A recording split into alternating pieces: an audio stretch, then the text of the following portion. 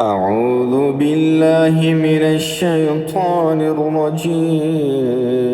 بسم الله الرحمن الرحيم.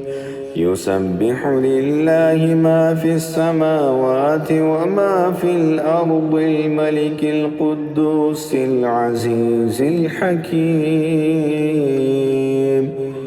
هو الذي بعث في الأميين رسولا منهم يتلو عليهم آياته ويزكيهم ويعلمهم الكتاب والحكمة وإن كانوا من قبل لفي ضلال مبين.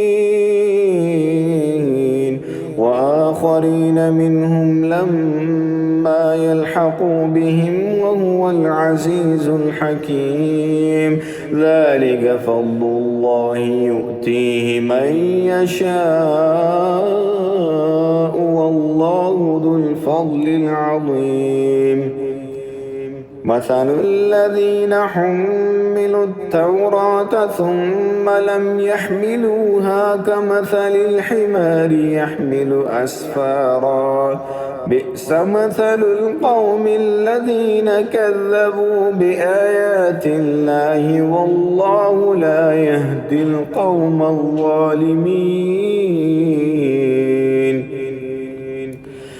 قل يا أيها الذين هادوا إن زعمتم أنكم أولياء لله من دون الناس فتمنوا الموت إن كنتم صادقين ولا يتمنونه أبدا بما قدمت أيديهم والله عليم بالظالمين. قل إن الموت الذي تفرون منه فإنه ملاقيكم ثم تردون إلى عالم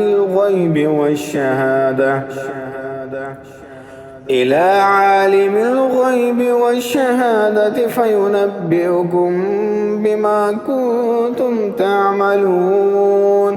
يا أيها الذين آمنوا إذا نودي للصلاة من يوم الجمعة فاسعوا إلى ذكر الله وذروا البيع ذلكم خير لكم إن كنتم تعلمون.